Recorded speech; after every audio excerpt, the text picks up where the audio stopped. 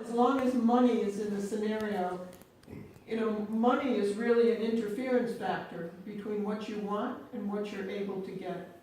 And today, with our technology, we could create abundance all over the world. We have enough technology to automate things if we put our scientists on those tasks. We've never been given the tasks. The scientists have never been given the tasks. How do you design a society without any booms or busts? So there's safe transportation, there's clean sources of energy, there's efficient cities that conserve resources. They're not given that task. They're given how you make better, more efficient, more destructive bombs, if you call them efficient. And how do you make industry more efficient so you can beat the other industries of your that are making the same products? This is what science is put on. So we prostitute our science and our scientists. They make things to wear out and break down. So, they call that planned obsolescence. I'm sure you've heard of that. Or they make it to break down and wear out, mostly right after the warranty is over. It's very well planned. So I'm going to tell you something now. In order to build a society without crime, without deception, without lies, they have to do away with all the things that support those projects. What supports the project? I'm an American, I'm proud of it. I'm a Frenchman, I'm proud of it. I'm German, I'm proud of it. You don't have that anymore.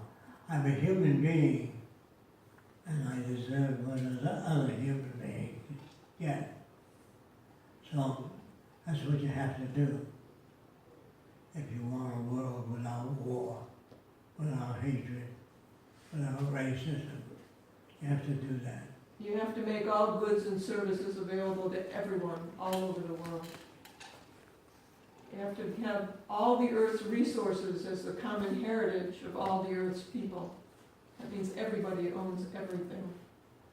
Mark Twain once said, there's not an acre of land on earth that belongs to its rightful owner. They took it by force and violence, other countries.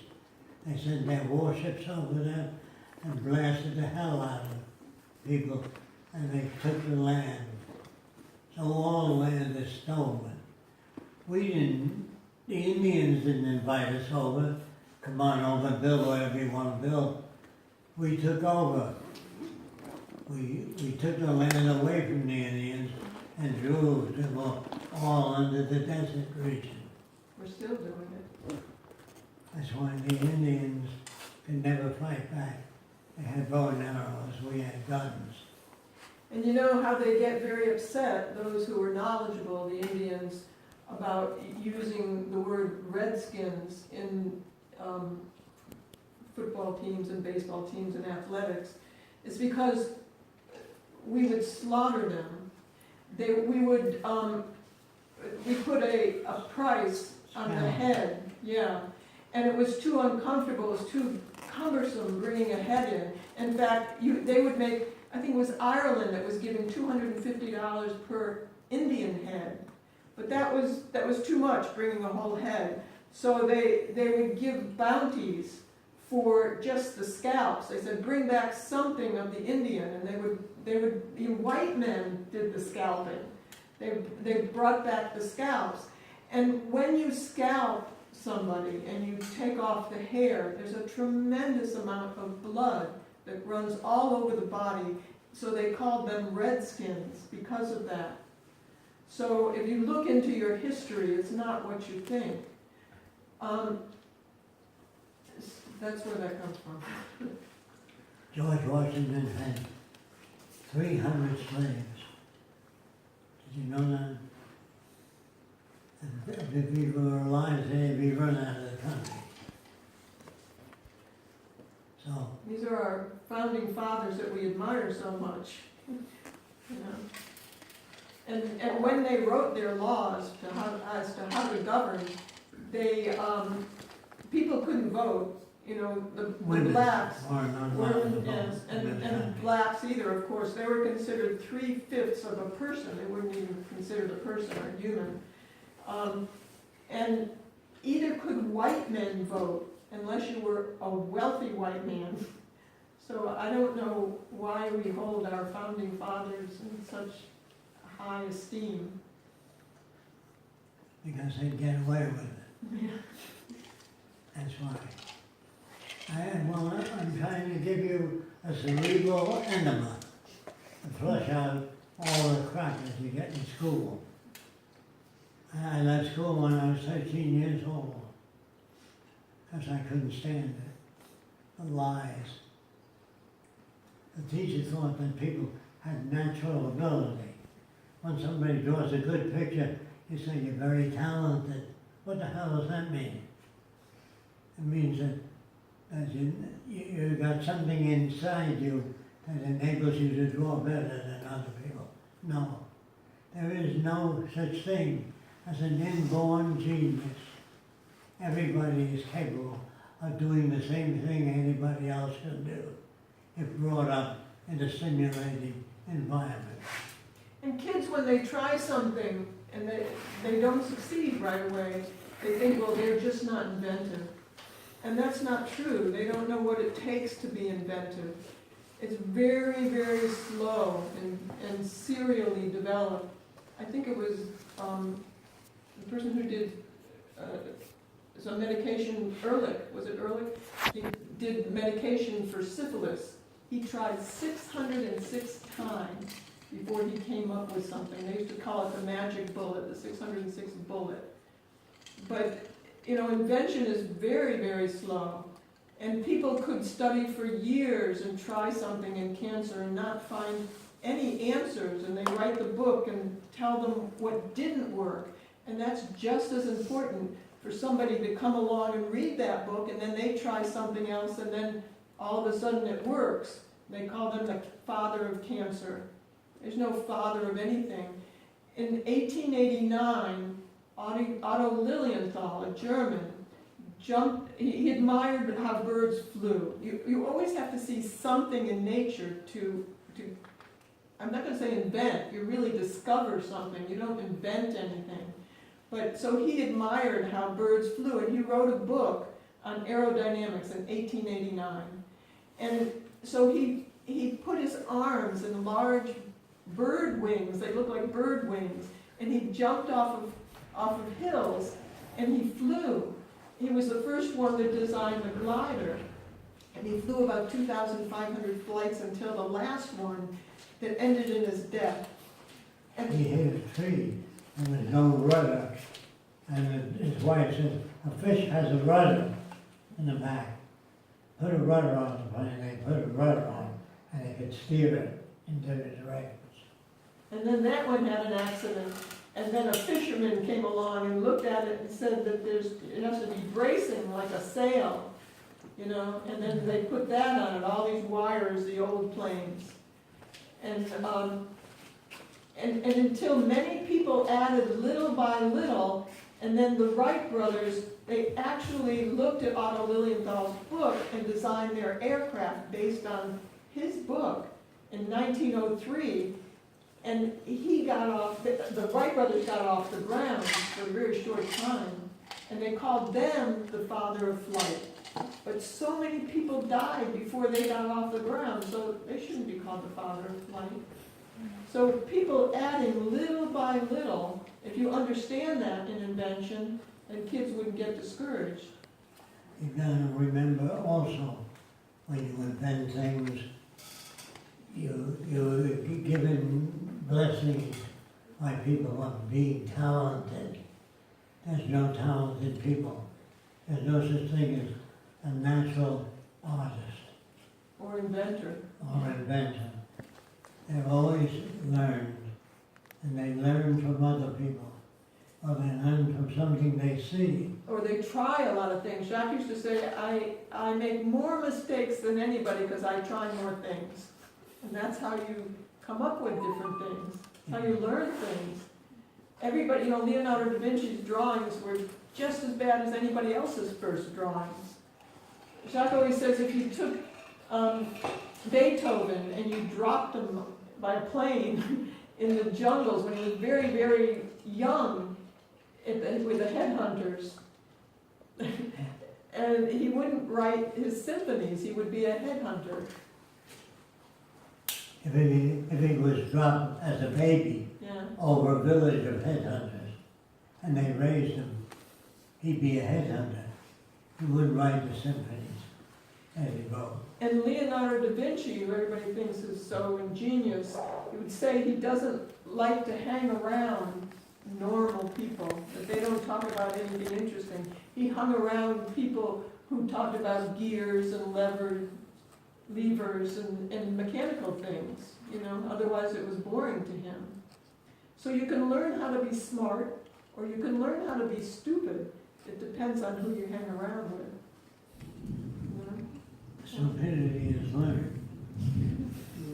So is fascism and democracy and patriotism. It's all learned. As he, I think it's really your watch. Yeah, so.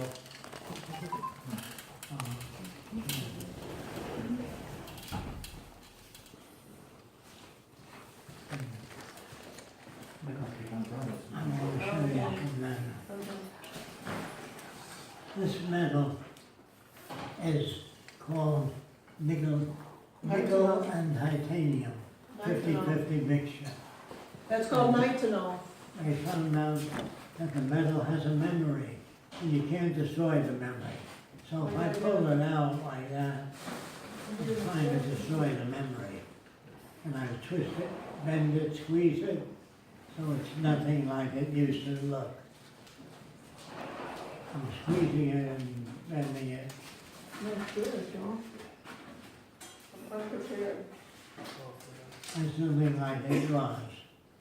But it never forgets the shape it was made in. It's called a memory metal. And that's what it does. It remembers, even if I twist it and bend it, and so it's not like it used to be. But if you run hot air over it, it goes back to its original memory. Did you talk about how they made it? They heated it and put it around a... That's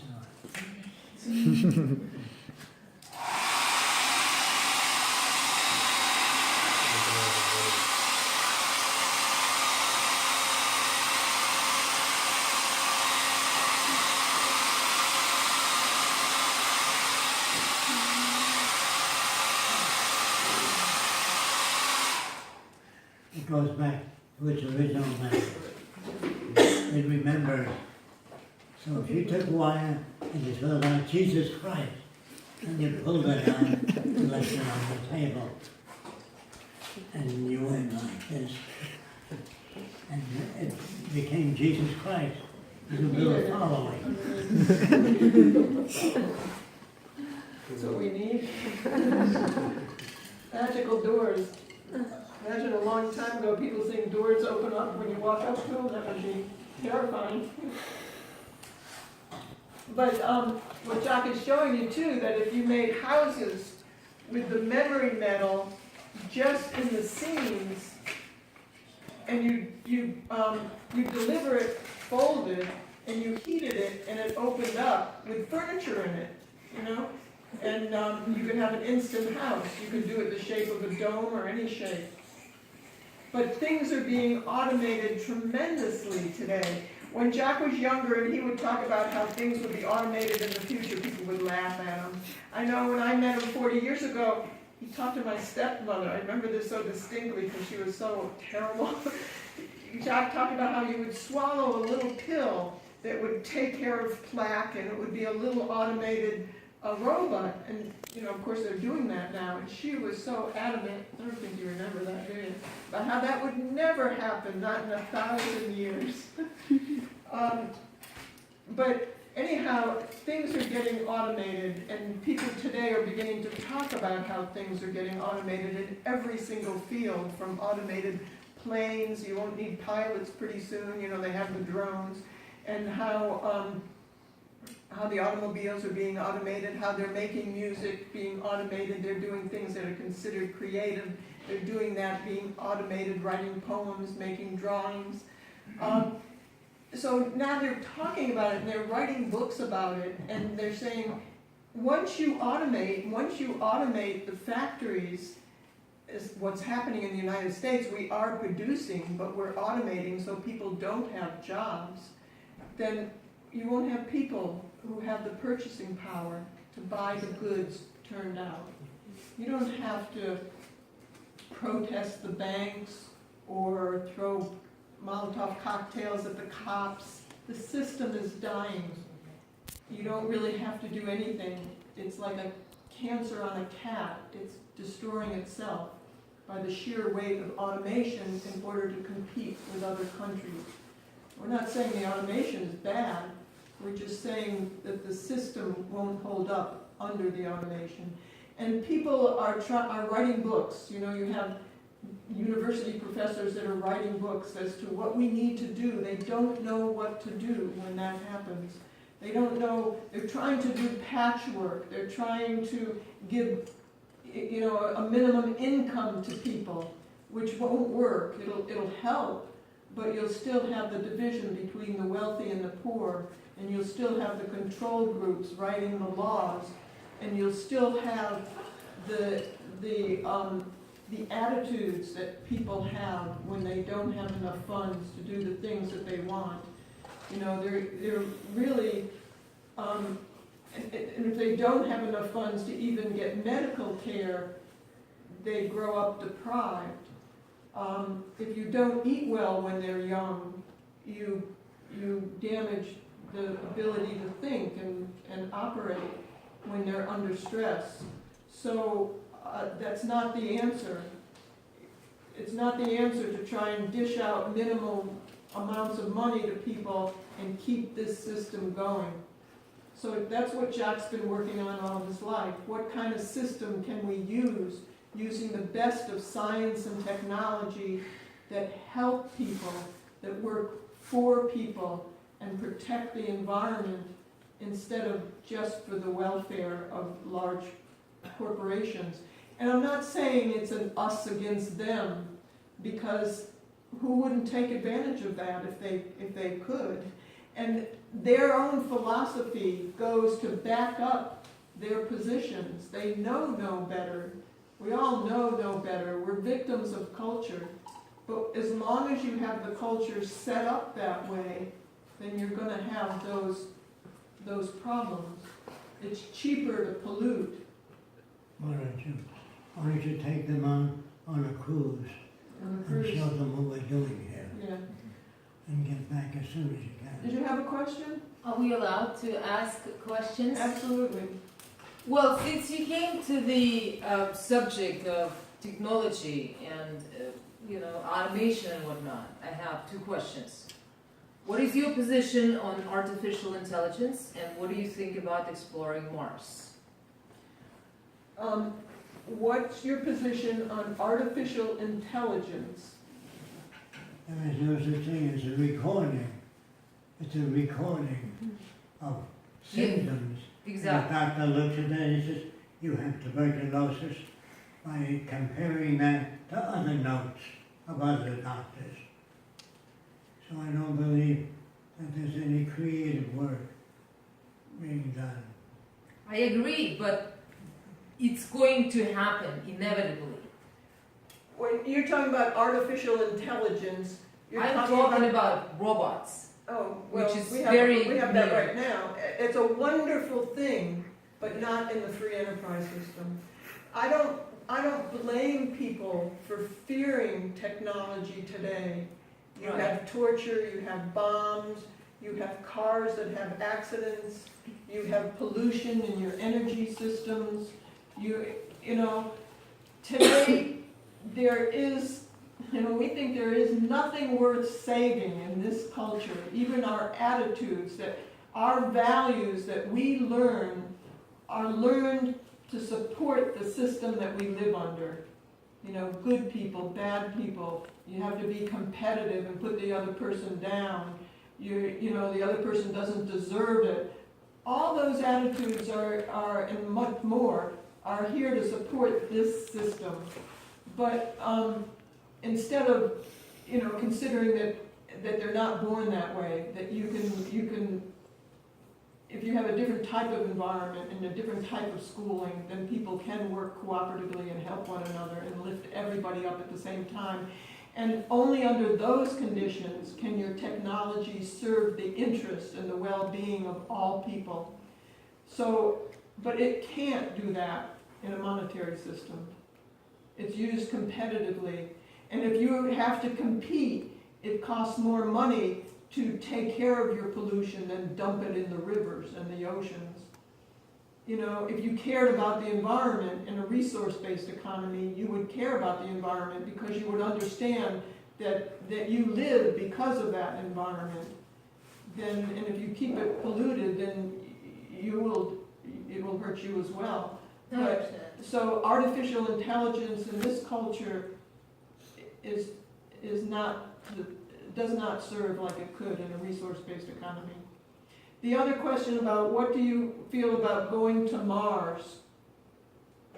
What for? Let's fix up this planet first.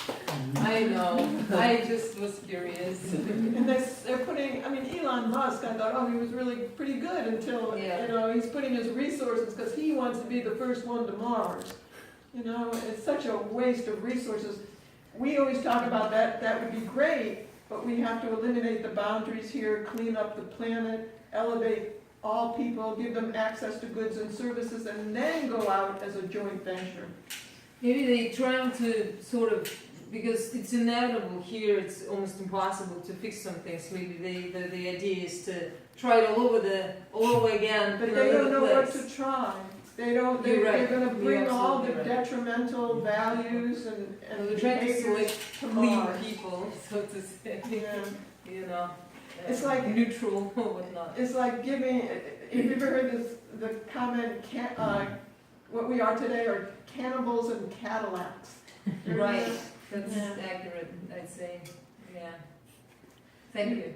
Why don't you take mine? Okay, Yeah. we're going to give Jacque a little break.